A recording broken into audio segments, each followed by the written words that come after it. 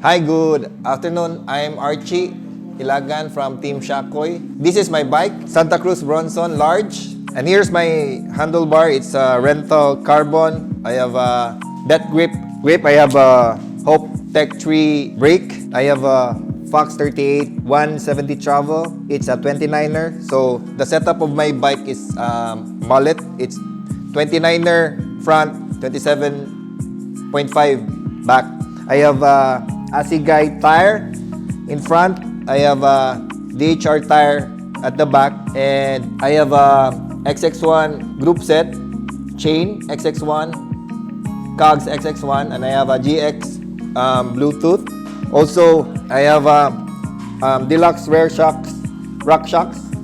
It's around 160 travel. I have a Fox dropper. It's 150 travel. Kashima coat. I have an Oi saddle, and I have a Hope pedal. Basically, that's it. This bike is 2020 Bronson, and it's set up as the new Sunstorm Bronson, the mullet setup. So it will be a good test for indoor riders like me.